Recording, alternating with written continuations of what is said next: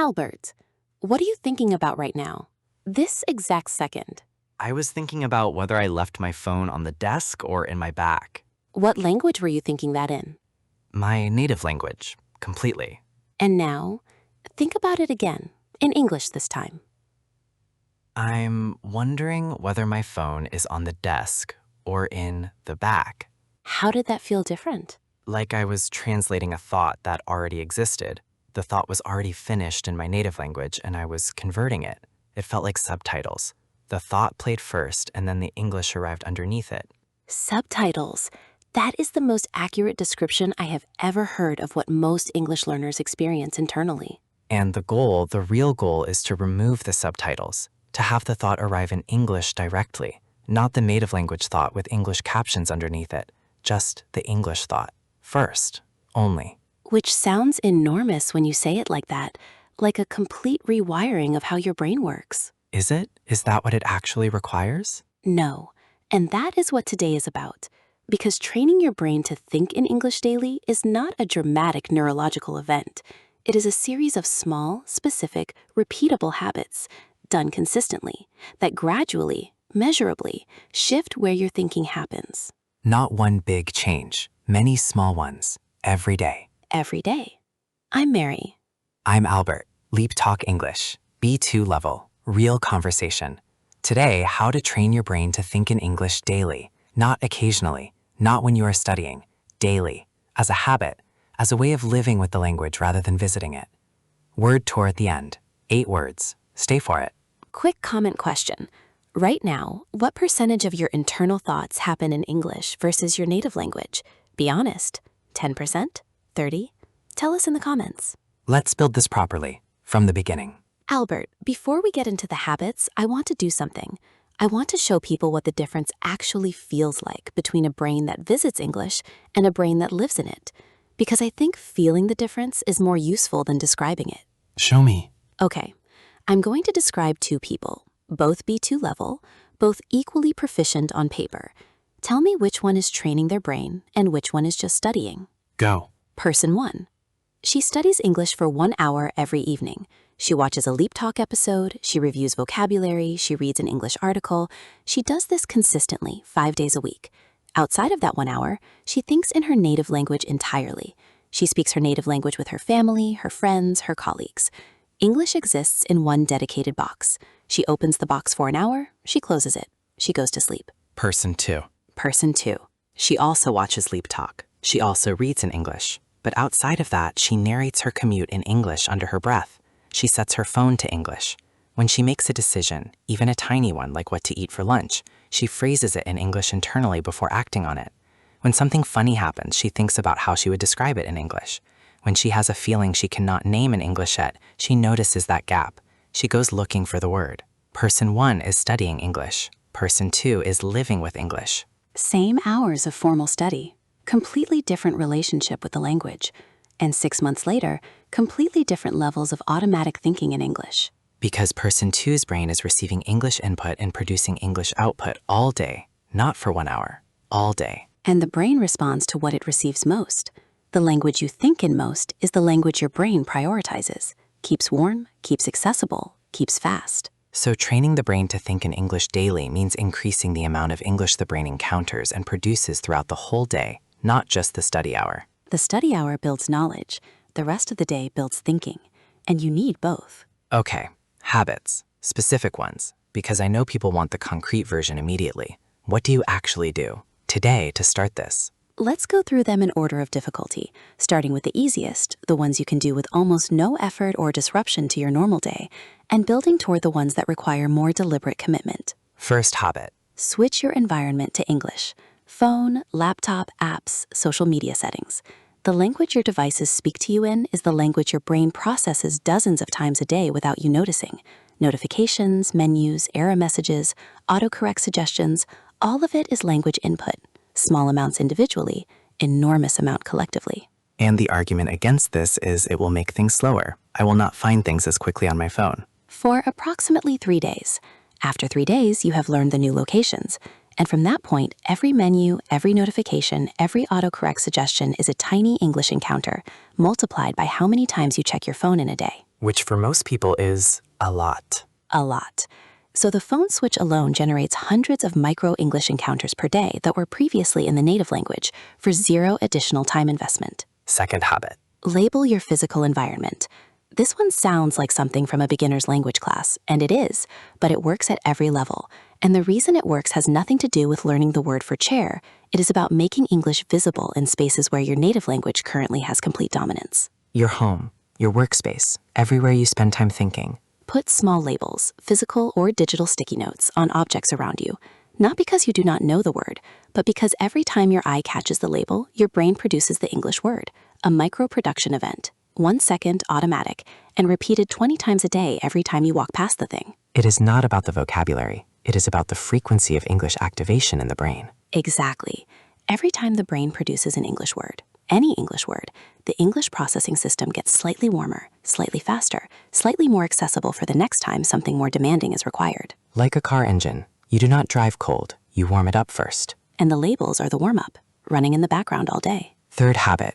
And I want to spend real time on this one because it is the highest leverage daily habit and the one most people skip because it feels too simple. The English commentary. Tell me. A running internal commentary on whatever you are doing in English. Not narration in the sense of describing every action, commentary in the sense of having thoughts about what is happening, reactions, observations, opinions in English. Show me what this actually sounds like in real time. Okay, I'll do 2 minutes of live English commentary on absolutely nothing special, the way someone would actually do this practice during a normal morning. Ready? Ready. Right. It's cold today, colder than yesterday, I think. I should have worn something warmer. I knew it and I still didn't. The coffee is taking too long. I always think it's going to take less time than it does. That is a consistent failure of judgment on my part. The neighbor's dog is barking again. Not aggressive barking, the kind that means it just wants attention. I understand that actually. The traffic outside sounds heavier than usual. Something must have happened on the main road. I wonder if I should check. Probably not worth it. I'm going to be late either way if I don't leave in 7 minutes. 7 minutes, okay, that is achievable. Completely natural, fragmented, imperfect in places, and entirely real thought, real opinions, real observations happening in English. And notice, no sentence in that commentary required advanced vocabulary, no complex grammar.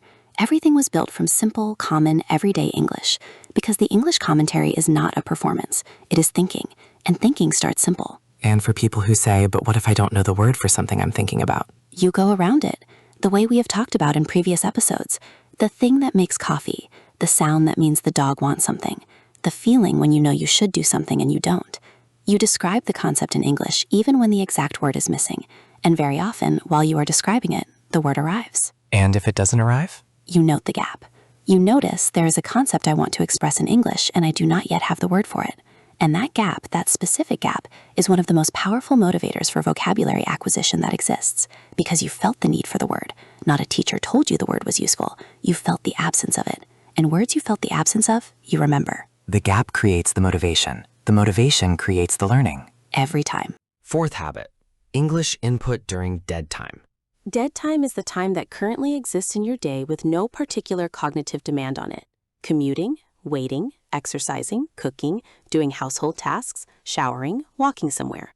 This time is currently being spent, in most people's lives, either in silence or in native language content. Scrolling, music in the native language, thinking in the native language. And it is an enormous resource. An enormous resource that most learners are not using because it does not feel like study time. It does not feel like the hour at the desk with the textbook. But the brain does not learn only at the desk. The brain learns constantly from every input, at the desk and on the commute and while washing dishes. And if the input during dead time is in English, authentic English, native speaker content, real speech at real speed, the brain is building during that time, building familiarity, building pattern recognition, building the phonological flexibility and the chunk store and the prosodic sensitivity that we have talked about across many episodes. So the habit is identify your dead time and fill it with English. Specifically, English that was not made for learners, podcasts made for native speakers, radio, audiobooks, interviews, documentaries,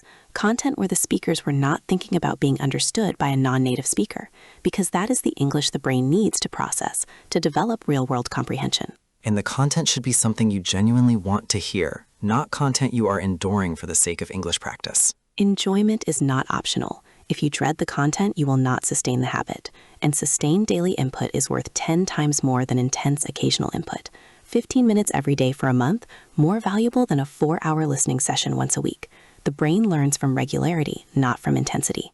Regularity beats intensity. Every time. Every time. Fifth habit, the English question habit. This one is subtle and very powerful, and it is about the questions you ask yourself internally throughout the day. What do you mean? Most decisions, even tiny ones, are preceded by an internal question. What should I have for lunch? Should I reply to this now or later? Is this worth doing today? These questions are currently happening in your native language, automatically, without you noticing. And the habit is to ask them in English instead. Yes, not all of them immediately, not perfectly, but deliberately, especially in the early stages of building this habit, choosing to phrase the internal question in English before answering it. Show me the difference between a native language internal question and the English version. Okay, native language version. Should I reply to this email now or wait until I have more information? English version, said in English. Should I reply now or wait? What am I actually waiting for? Is there information coming that would change my answer? Probably not. Reply now. And the English question pulls an English answer, and the English answer pulls the next English thought. And suddenly, 3 or 4 connected thoughts have happened in English, a small chain. And chains over days and weeks become something larger. The habit of the English internal question builds the habit of the English internal answer, which builds the habit of the English internal chain, which is English thinking. And you started with one question. Should I reply now or wait? One question. In English, that is enough to start. Sixth habit, the English reaction habit. And this one, when I first heard it, felt almost too small to matter. Tell them. When something happens, something funny, something annoying, something surprising, your first internal reaction is almost certainly in your native language. A word, an exclamation, a one-word judgment. Ridiculous. Finally. Why? And those first reaction words are deeply embedded. They are among the last things to shift to English because they are the most automatic, the most emotional, the most tied to who you are at the core. So the habit is to catch that first reaction and add the English version alongside it. Not replace, alongside. At first, you feel the native language reaction, and then immediately, in the same breath, the English version. Ridiculous. That's ridiculous. Finally. Why? Why would you do that? And over time, the English version starts to arrive at the same time as the native language version. And eventually, for some words, in some moments, the English version arrives first. And that is one of the most tangible signs that the brain training is working. Not a test score, not a grammar exercise corrected.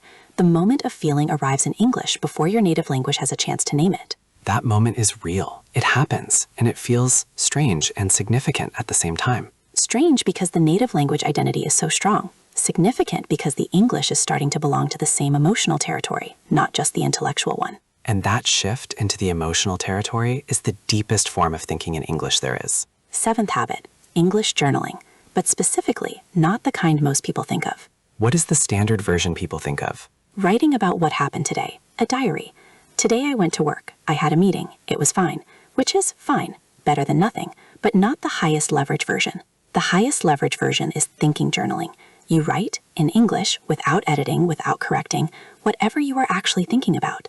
Not events, thoughts, problems, feelings, opinions, unresolved questions.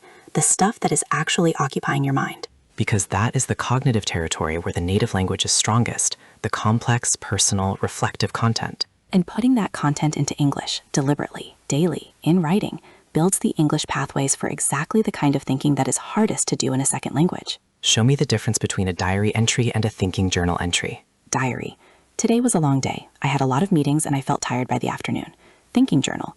I keep saying yes to things I do not have the energy for, and I'm not sure whether that is ambition or an inability to disappoint people. There's probably something between those two things. Maybe both are true at the same time. What would it look like to say no more often without feeling like I was failing at something?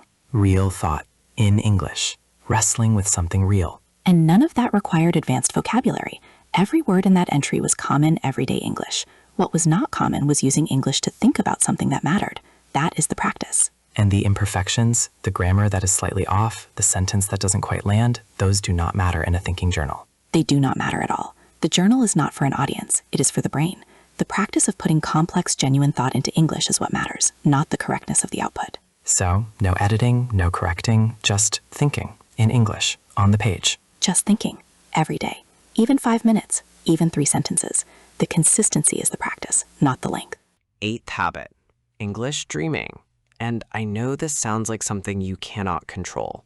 You cannot control whether you dream in English, but you can influence it.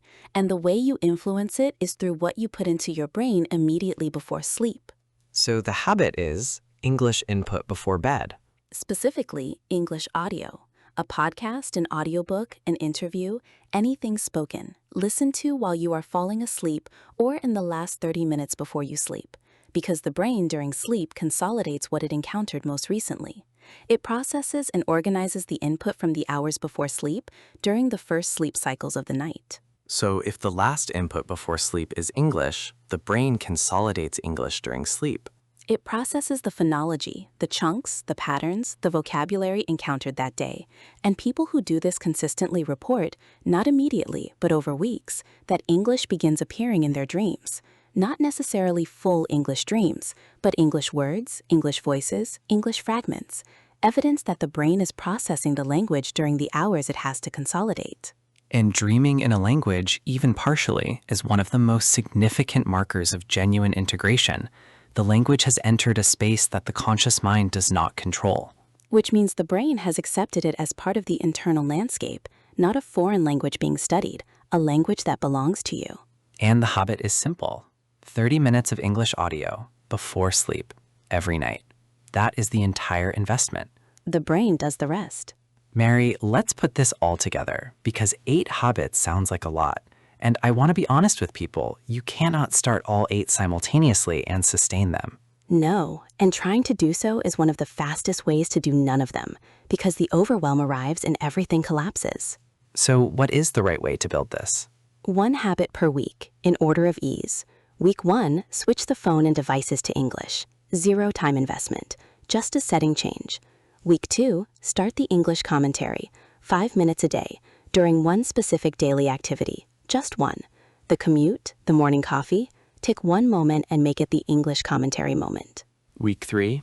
Week 3, English input during one block of dead time. 1, not all of them. Pick the commute or the gym or the cooking. 1 block, English podcast or audio, every day that week. Week 4. The English question habit. 1 internal question per day, deliberately phrased in English. Just 1, to start. Week 5, the reaction habit. When something happens, add the English reaction alongside the native one. Week 6, 3 minutes of thinking journaling, before bed or in the morning. Week 7, English audio before sleep. Week 8, review all 7. Which ones have stuck? Which need more attention? Build from what is working. 8 weeks, 1 habit at a time. By week 8, all 8 habits are in place, and the brain, across all those weeks, has been receiving and producing English throughout the day, not just in the study hour, throughout the day. And the effect of that, the cumulative effect of weeks of daily English thinking rather than daily English studying, is a different relationship with the language, not just knowing it, living in it. Which is what thinking in English actually means. Not a dramatic switch, a gradual inhabiting, until one day you realize the subtitles are gone, or mostly gone. The thought is arriving in English, and the English feels like yours. That day comes. That day comes for everyone who builds the daily habits and stays consistent long enough to let the brain do what brains do, which is adapt to whatever they encounter most. Give it English most, and it becomes an English brain. Word tour. First word, consolidate. To consolidate means to bring things together and make them stronger and more stable. In memory terms, consolidation is what happens during sleep when the brain organizes and strengthens what it learned that day. For example, sleep consolidation is one of the main reasons rest is as important as practice in language learning. The brain needs the consolidation phase to make what it encountered during the day durable. Or, listening to English before sleep gives the brain English material to consolidate during the night, which is why learners who do this report faster vocabulary retention. Repeat, consolidate. Consolidate. Next, input. Input is language you receive, what you read, hear, and encounter, as opposed to output, which is what you produce.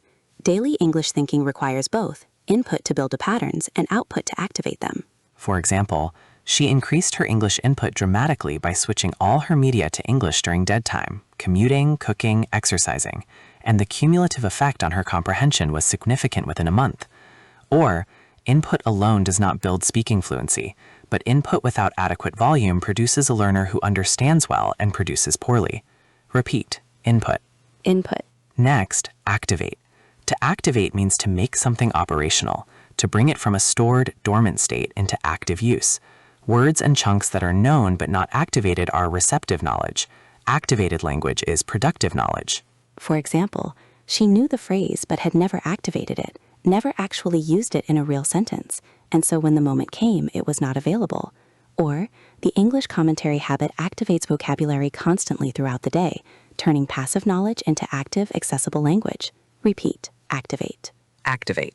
Next, integrate. To integrate means to combine something into a larger whole so completely that it becomes part of it, not separate, not foreign, but belonging. The goal of thinking in English daily is integration, English becoming part of your thinking, not a subject you study. For example, after 2 years of daily English habits, she described the language as integrated. It did not feel like something she was using, it felt like something she was. Or, integration is the stage beyond fluency. Fluency means you can use the language well. Integration means you think in it naturally. Repeat, integrate. Integrate. Next, sustain. To sustain means to keep something going over time, to maintain a habit or practice consistently rather than intensely but briefly. Sustained daily habits produce more brain change than intense but irregular ones. For example, she could not sustain the habit of 2 hours of English study every evening, but 15 minutes of English commentary every morning she sustained for 6 months, and the effect was larger. Or, the question to ask about any language habit is not, is this good for my English, but can I sustain this every day? Because unsustainable habits produce nothing. Repeat, sustain. Sustain. Next, deliberate. Deliberate means done with intention and conscious choice, not accidentally or automatically. Deliberate practice means choosing to do something specific on purpose rather than letting habits run on default. For example, the English question habit starts deliberately. You consciously choose to phrase the internal question in English, and over weeks becomes automatic. Or, deliberate practice is uncomfortable precisely because it is not automatic. The discomfort is the signal that the brain is being asked to do something new. Repeat, deliberate. Deliberate. Next, cumulative. Cumulative means building up gradually over time, each small addition combining with the previous ones to produce a total that is larger than any individual part. Daily English habits are cumulative in their effect. For example, no single day of English commentary changed her thinking dramatically, but the cumulative effect of 60 days of it was a measurable shift in how automatically English arrived. Or, cumulative progress is invisible day to day and significant month to month, which is why consistency matters more than any individual session. Repeat, cumulative, cumulative. And our final word, inhabit. To inhabit means to live in a place, to occupy it as your home rather than as a visitor. Thinking in English daily means inhabiting the language rather than visiting it during study hours. For example, the difference between a learner who studies English and a learner who inhabits it is the difference between someone who visits a city and someone who lives there. The visitor knows the landmarks, the resident knows the feeling of the place.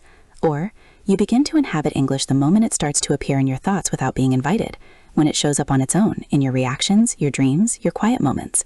Repeat, inhabit. Inhabit. 8 words. Consolidate, input, activate, integrate, sustain, deliberate, cumulative, inhabit.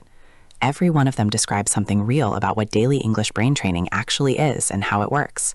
Final challenge. Right now, before this video ends, pick one habit from today. Just one. The phone switch if you want the easiest start. The English commentary if you want the highest leverage. The thinking journal if you want to go deepest. One habit, and commit to it for 7 days. Not forever, 7 days. And at the end of 7 days, notice, not whether your English is perfect, whether the habit felt slightly more natural on day 7 than day 1. Because if it did, you built something small and real that you can build on. The brain trains in the direction you point it most consistently. Point it toward English every day, and it will go there. I'm Albert. I'm Mary. Thank you for watching. See you in the next one. Bye, everyone. Bye.